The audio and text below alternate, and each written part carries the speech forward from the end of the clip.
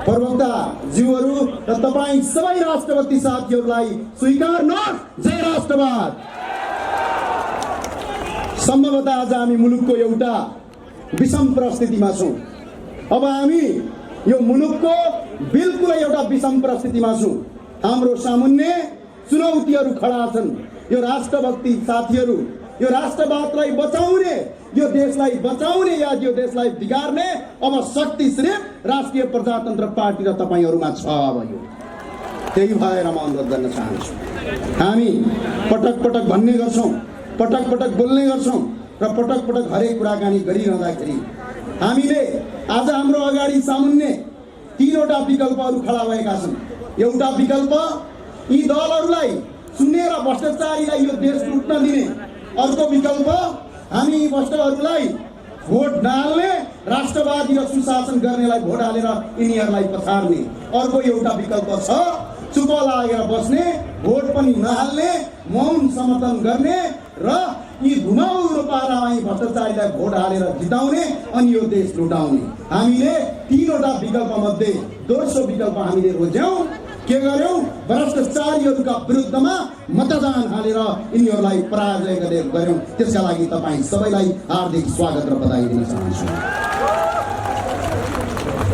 हामी सहिष्णु छौं, हामी सहिष्णु छौं, हामी दयालु छौं, हामी समभाव राख्छौं। त्यसैले हाम्रो परम्परा, धर्म, संस्कृतिले जहिले पनि विवादित होइन, विघटन होइन, हामीलाई मिल्न सिकाउँछ। विश्वको राजनीतिलाई अहिले यदि हेर्ने हो भने विश्वको राजनीति अहिले सिद्धान्त र विचार भन्दा पनि उपयोगी र प्रयोगात्मक रूपमा अगाडि बढेको छ। त्यसैले होला आज 9 वर्षकी एउटा युक्रेनको बालिकाले, अबोध बालिकाले गीत गाउँदै भन्छिन्, म मेरी आमासँग बस्न पाऊँ, म मेरो बाउसँग बस्न पाऊँ र म मेरा साथीहरूसँग खेल्न पाऊँ भनेर रोदन गरिरहेकी छिन्। त्यसै आज हाम्रा लाखौं युवा साथीहरू विदेशमा त्यस्तै रोदन गरिरहेका छन्। अब हाम्रो विकल्प सिर्फ कांग्रेस, एमाले र कम्युनिस्टको विरोध गर्नु होइन, अबको विकल्प भ्रष्टाचारीको अन्त्य गर्नु, अबको युद्ध, अबको लडाई भ्रष्टाचारीहरूको विरुद्धको लडाई हो। यो लडाई सुरुवात गर्न चाहन्छु। धेरैले भन्ने गरे यो राजनीतिलाई कसैले पेशा सम्झिनु भएको होला, कसैले व्यवसाय सम्झिनु भएको होला र कसैले सत्ता चढ्ने सिडी सम्झिनु भएको होला। कदापि हामीले त्यो सम्झेका छैनौं। तपाईं हामी जस्ता नवजवान युवाहरू यो देशको भविष्यका लागि, यो देशको पहिचानका लागि बडा महाराज धिराज पृथ्वीनारायण शाहलाई टाउकोमा राखेर, गौतम बुद्धलाई छातीमा राखेर नेपाल राष्ट्रवाद निर्माण गर्नको एउटा सुनौलो अवसर पनि हो। यसका लागि तपाईहरुलाई उद्घोष गर्न चाहन्छु। आज हामी विषम परिस्थितिमा छौं। मुलुक अहिले जर्जर अवस्थामा छ। मुलुक अहिले बिल्कुलै जर्जर अवस्थामा छ। आज यो देशको हालत कस्तो छ तपाईलाई थाहा छ। आज यो देशको हालत, बाउआमा जब जीवनमा तीनटा कुरा मुख्य विषयवस्तु रहन्छ, एउटा जन्म, एउटा विवाह र एउटा मृत्यु। आज भर्खर भर्खर जन्मेको बालकले आफ्नो बाउको मुख हेर्न पाउँदैन, बाउ विदेशमा तड्किएर बसेको छ। आज भर्खर विवाह गरेको नवजोडीहरूको हातको मेहन्दी सुक्न पाएको हुँदैन, श्रीमान विदेश जान्छ र रातो बाकसमा फर्किन्छ। आज ती वयोवृद्ध बुढा बाउआमाहरू आज आफू पनि जानेर छोराहरूको अगाडि र कालले पनि म नमारोस् मेरो छोरा आउँदासम्म भनेर आफ्नो काललाई कुरेर बसेका छन्। हिजो मात्रै पोखरामा मैले एउटा अचम्मको घटना देखेँ। बुवा मर्नु भएछ, छोरा विदेशबाट आउनु भएन छ, 3 दिनसम्म लास घरमै राखिएका छन्। आज यो देशको अवस्था यो छ। यो अवस्थालाई चिरफार गर्नका लागि राजनीतिमा आएको केटाकेटीको गुट्टा खेल्नलाई आएको होइन। यसका लागि तपाईँ सबैलाई हार्दिक अपील गर्न छ। आज शिक्षा कस्तो छ? आज यो देशमा आफ्ना बालबच्चालाई पढ्नका लागि, आफ्ना बालबच्चालाई उचित किसिमको शिक्षा दिनका लागि आफ्नो बाउआमा आफ्नो घर सम्पत्ति बेचेर विदेश जानुपर्ने अवस्था छ। उपचार गर्नका लागि मेडिकल माफियाहरूले यो देशलाई तहस नहस पारेका छन्। तिनै माफियाहरू ठुला भाषण गर्दै हिँडेको मात्रै कतै देख्छौँ। आज यो देशमा उपचार गर्नका लागि एउटा अङ्गको उपचार गर्न अर्को अङ्ग बेच्नुपर्ने, आज एकजना श्रमजीवीले बिहान बेलुका काम गर्यो भने चामल खाने पैसा आउँदैन।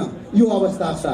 आज एउटा प्रहरीले आज यो देशमा कस्तो अवस्था छ भने जागिर खाएर आफ्नो बालबच्चा पाल्न सक्दैन। आज ट्याक्सी ड्राइभरले ट्याक्सी चलाएर जीवन धान्न सक्दैन। आज हरेक कुरामा पेट्रोलदेखि लिएर हरेक कुरामा लाइन लाग्नुपर्ने अवस्था छ। यो अवस्था र यो व्यवस्था दुईटै खारेज गर्नका लागि हामी सडकमा आएको र सदनमा आएको, त्यसका लागि हामी आग्रह गर्न चाहन्छौँ। म छोटोमा सके एउटा कुरा, आज वैदेशिक ऋण यो देशको झन्डै आज यो देशको वैदेशिक ऋण 15 खर्ब 89 अर्ब छ। एकजना बराबर 52,000 हुन्छ। केपी शर्मा ओलीज्यूको सरकार आउनुभन्दा अगाडि 2074 सालमा 8 खर्ब 43 अर्ब रुपैयाँ थियो। एकजना बराबर 28,000 ऋण अहिले 55,000 पुगेको छ। अझै तिनलाई घोडाल्नु भनेको यो देशलाई बेच्नु बाहेक अरू केही पनि होइन। हाम्रो यो अवस्था छ। आज हाम्रो आयात 15 खर्ब 39 अर्ब रुपैयाँ छ।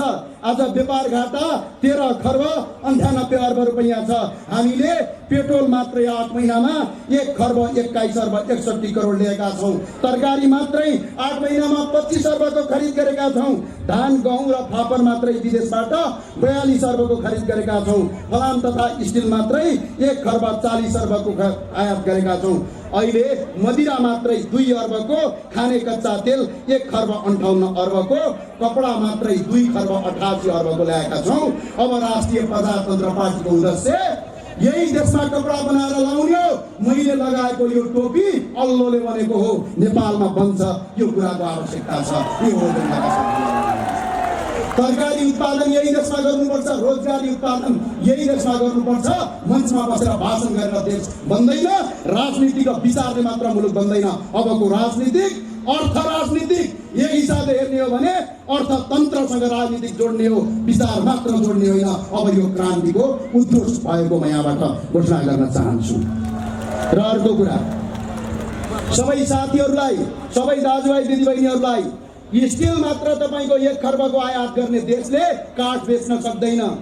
2 अर्बको विदेशी मदिरा ल्याउने देशले लोकल मदिरा बेच्न दिँदैन। अबको कानुन 2टा रुख लगाउने, एउटा रुख काट्ने कानुन र नेपालको मदिरा बेच्ने विदेशी मदिरालाई बहिष्कार गर्ने नीति ल्याउन आवश्यक छ। यसका लागि हस्, धन्यवाद। तपाईँ सबै जानै एकपल्ट हात उठाएर भन्नुहोस्, राष्ट्रिय प्रजातन्त्र पार्टी जिन्दाबाद। उठेन आवाज, राष्ट्रिय प्रजातन्त्र पार्टी जिन्दाबाद।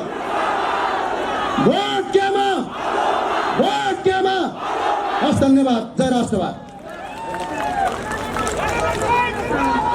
केन्द्रीय अध्यक्ष एवं आजको पार्टीका प्रमुख अतिथि माननीय सर्दै अध्यक्ष राजेन्द्र लिङ्गदेनज्यू, त्यसै गरी पार्टीका वरिष्ठ नेता, यो पार्टीका निवर्तमान अध्यक्ष एवं यो राष्ट्रिय प्रजातन्त्र पार्टीका जज पशुपति शमशेर राणाज्यू, त्यसै गरी यो पार्टीका निवर्तमान अध्यक्ष एवं पूर्व मन्त्री र अहिले पार्टीका शीर्ष नेता डाक्टर प्रकाश चन्द्र लोखनीज्यू, त्यसै गरी पार्टीका वरिष्ठ नेता दीपक बोहराज्यू, त्यसै गरी पार्टीका उपाध्यक्षज्यू, पार्टीका महामन्त्रीसित योगदान गर्नुभएको थियो। तर धेरै समयपछि धार्मिक क्षेत्रले पटक पटक विभिन्न गुट र उपगुट र पार्टीहरूलाई कोसिस गरिरहेका थियौँ। के पक्ष के विपक्ष सबै पक्षले स्वीकारेर पार्टी बनेको इतिहास छैन। राप्रपा नेपालमै बनेको पार्टी, विदेशीवाद र विचारको विकल्पमा बनेको पार्टी, नेपालकै भूमिमा गठन भएको पार्टी, नेपाली नागरिकले बनाएको पार्टी भए तापनि विभिन्न शक्ति केन्द्र र राष्ट्रिय अन्तर्राष्ट्रिय शक्ति केन्द्रहरूको कारणले समयमै सार्थक पार्टी बन्न नसकेको हामी सबैलाई महसुस भएकै थियो। नेपालको धर्म संस्कृति परम्परालाई नष्ट गर्ने, आफ्नै पुर्खालाई खिसी गर्ने, आफ्नै परम्परालाई खिसी गर्ने, कसरी हुन्छ नेपाली धर्म संस्कृति परम्परा, खानपान, रहन सहन, बोली चाली, वेशभूषा सबैलाई नष्ट गर्ने र विदेशीलाई खुसी बनाउनको लागि भयङ्कर क्रान्तिकारी भएर आउनेहरूको अगाडि एउटा शक्तिशाली राजनीतिक दल। हरिओम तत्सत्।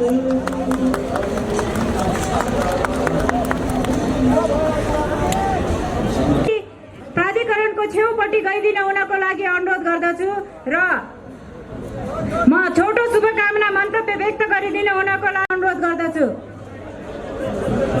गाडी हाम्रो धर्म संस्कृति र पुर्खाहरूलाई खिसी गरेर विदेशी वेशभूषामा, विदेशी भाषामा हामी